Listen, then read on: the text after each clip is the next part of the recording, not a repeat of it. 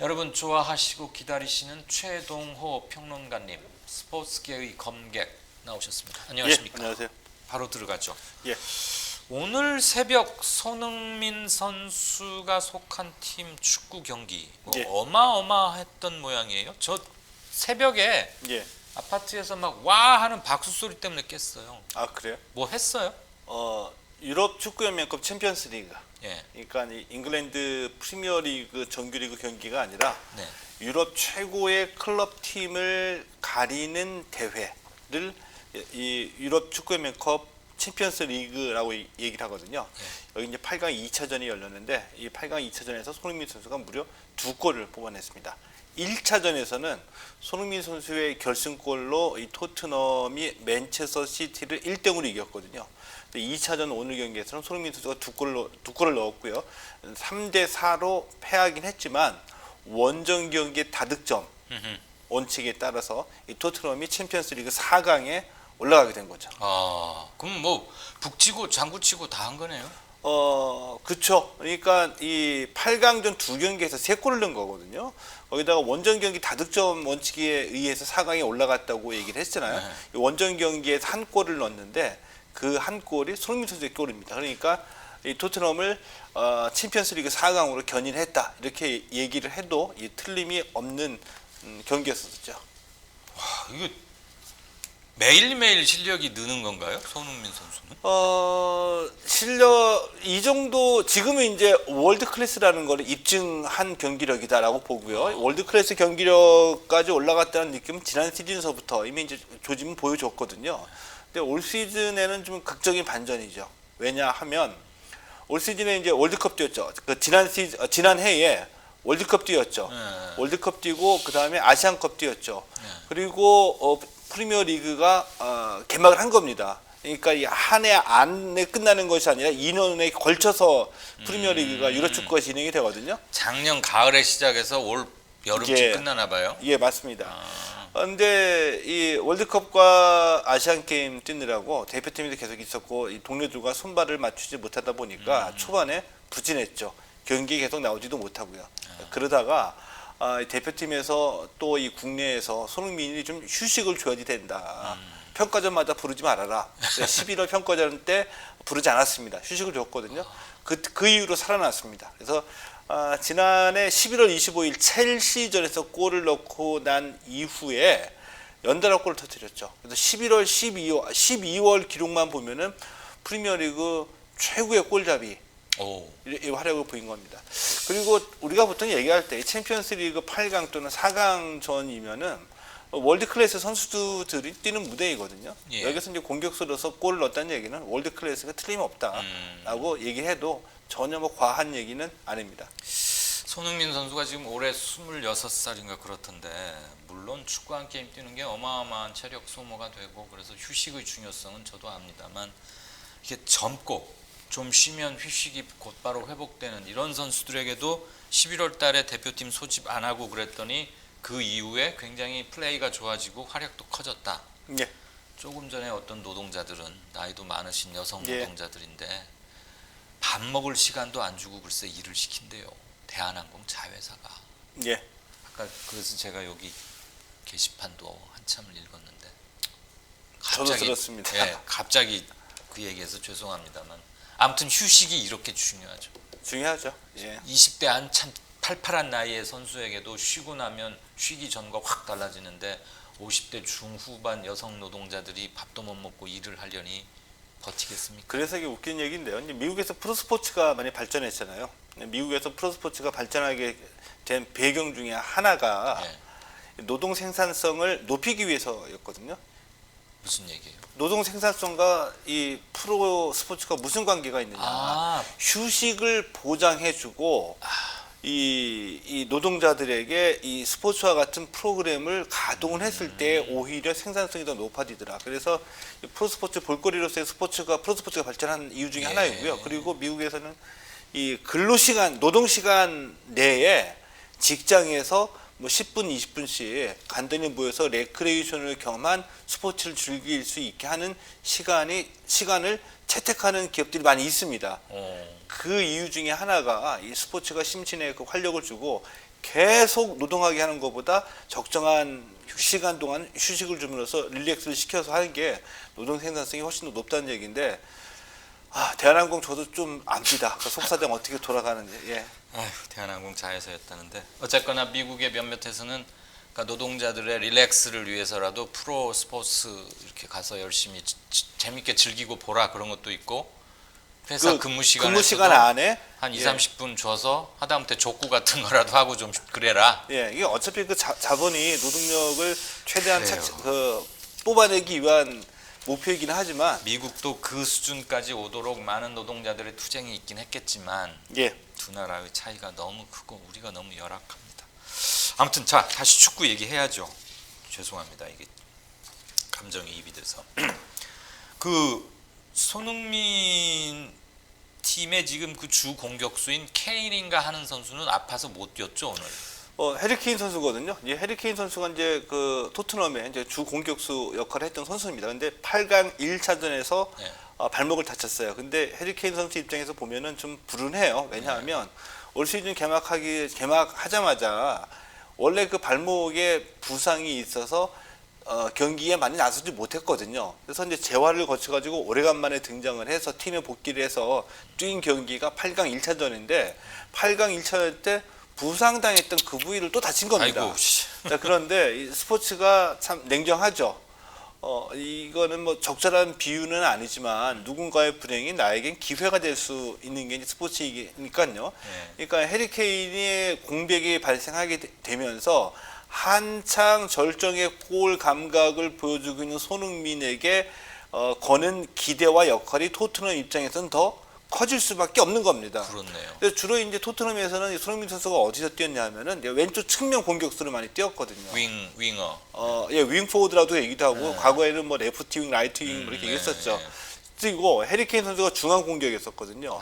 근데 중앙 공격수가 빠지다 보니까 오늘 같은 경우에 손흥민 선수는 중앙 공격 투톱으로 최전방에 2명의 공격수로 나와서 뛰었죠. 근데 이 최전방 공격수와 측면 공격수의 차이점이 뭐냐면, 물론 이제 측면에서도 이제 기회가 나면 슛을 많이 날리겠지만 기본적으로 기본 전술 중에 하나는 최전방 공격수에게 골 기회를 많이 만들어 주는 게 팀 전술의 가장 기본적인 핵심이잖아요. 그러니까 이렇게 크로스 올려주고 예. 패스해주고.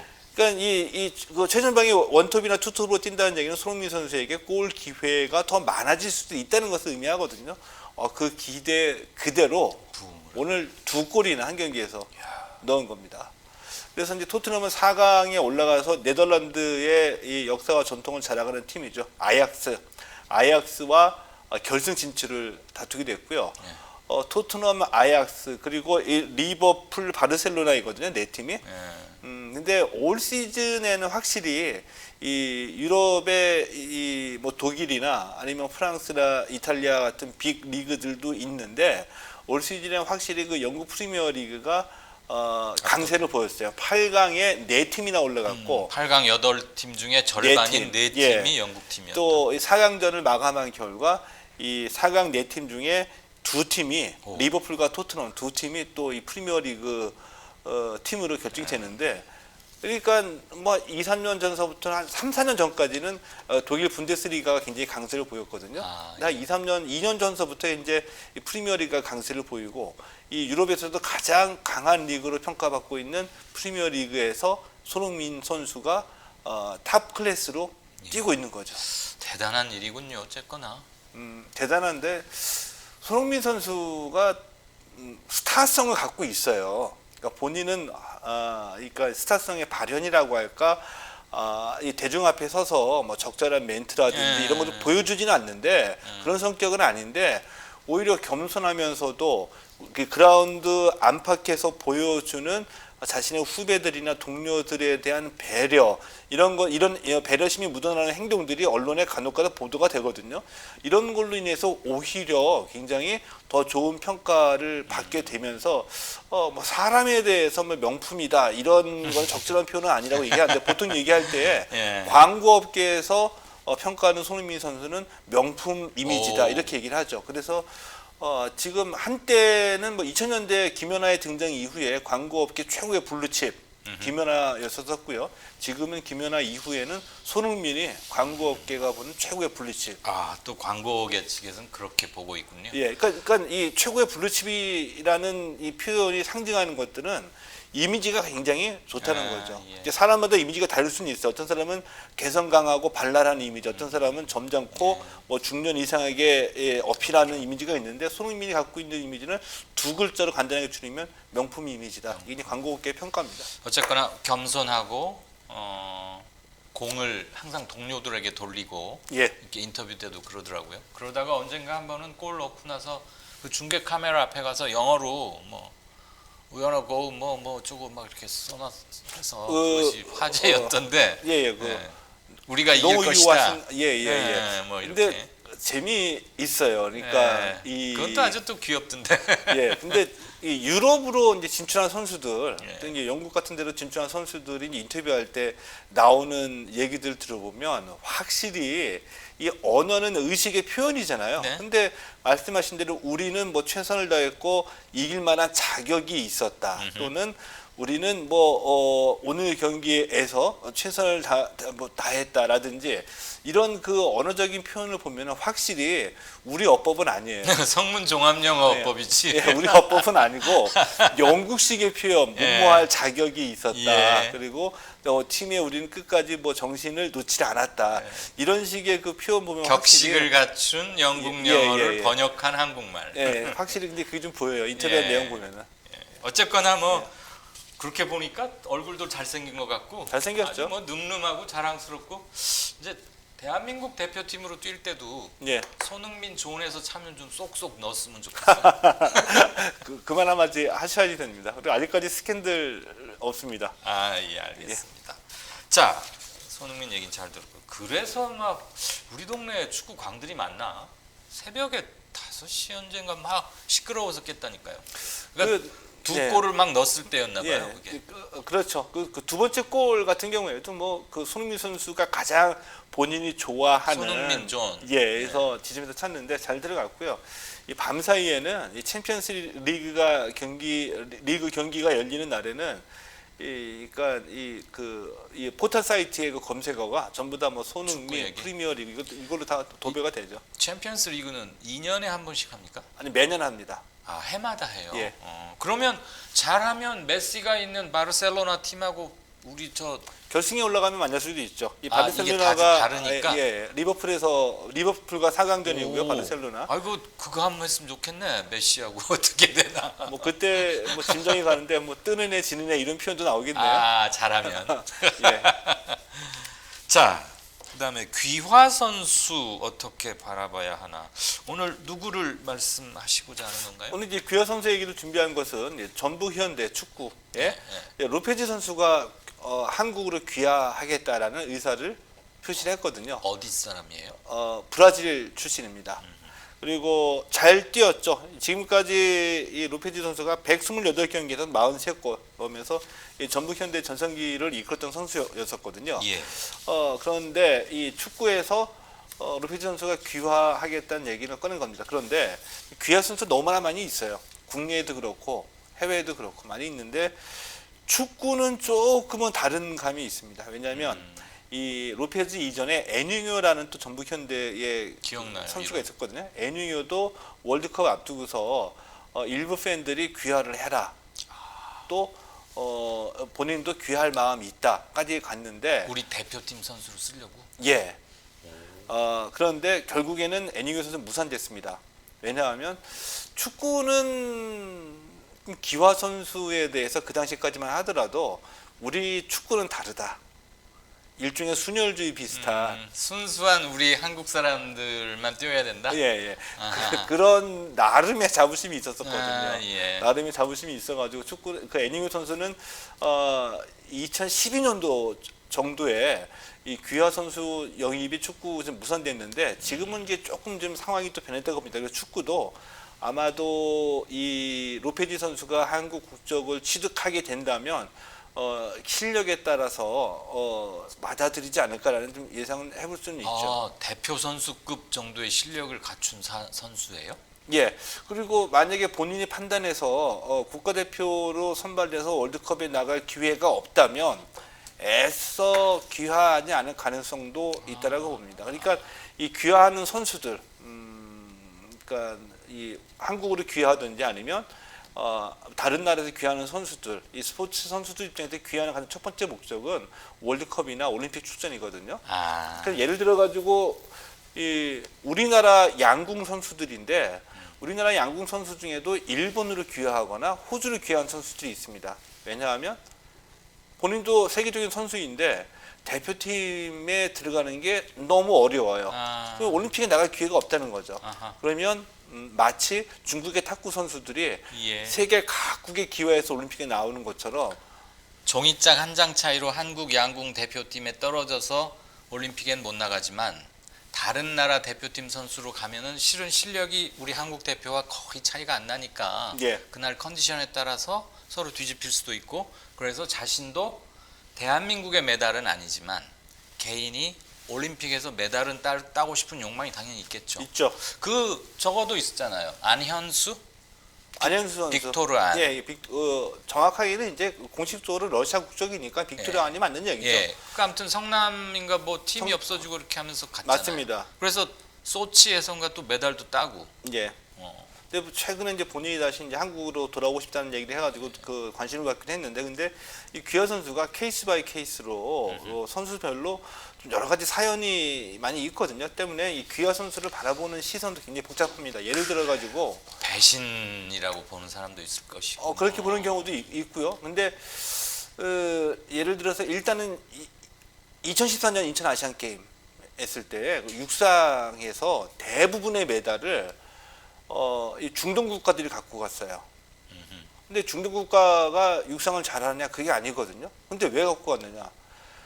그냥 오일머니 앞서가지고 아프리카 출신 선수들을 다 귀화를 시킨 거죠. 이런 경우에는 특정한 대회나 아니면 그 오로지 메달을 위해서 그냥 돈 주고 영입하는, 그리고 이 귀화 선수들과 협상을 해서 어느 정도의 혜택을 주겠다, 귀화를 해라, 이렇게 해가지고 데리고 온 선수들이거든요. 그래서 인천 아시안 게임 끝나고 난 뒤에는 아시안 게임이냐 아프리칸 게임이냐 막 이런 얘기가 나올 정도였었는데, 이런 식의 귀화 선수들은 자국 국민들도 바라보는 시선이 고울 수만은 없다라고 보고요. 또 예를 들어 가지고 반대로 우리 그 여자 탁구계 당예서라는 선수가 있거든요.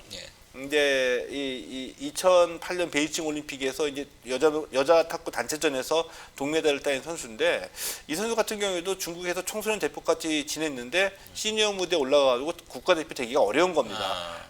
그래서 이 자오즈민 아시죠? 안재홍과 결혼했던 자오즈민이 한국에 와서 한번 뛰어봐라 라는 조언을 받고 한국에 대한항공에 입단을 했는데, 그게 19살 때 2000년이었었는데 연습생으로 들어온 거예요. 연습생. 연습생이라는 거는 대회에 나갈 수가 없잖아요.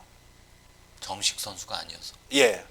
왜냐면 한국 국적이 없으니 한국 국내 대회 출전을 못 하잖아요. 출전 자격. 근데 그때는 보통 이제 필요에 의해서 선수를 데리고 올 때는 특별 귀화를 시키죠. 특별 귀화를 시켜서 그냥 태극 맞고 나가라고 하는데, 이때는 특별 귀화에 대한 그 인식이 별로 없었기 때문에 그냥 일반 귀화를 해야 되는 것밖에 없습니다. 그래서 19살 2000년대 와가지고 2007년에야 2007년에 그 귀화 시험에 합격해서 2008년에 한국 국적을 회복한 겁니다. 회복이 아니라 취득한 겁니다. 그리고 2008년에 베이징 올림픽 나왔거든요. 그럼 제가 생각해 봤을 때 19살 때부터 무려 이제 8년이 걸렸으니까 27살 때까지 가장 이 선수로서 피가 끓고 청춘이었을 때, 나는 세계 정상의 실력을 갖고 있는데 한국으로 귀화하겠다는 꿈 하나 가지고 그 긴 세월, 8년이라는 세월을 그냥 연습생으로만 뛴 거죠. 근데 우리가 너무 소극적 아니었나요? 그 당시에는 그랬어요. 좀 받아주지 그랬어. 예.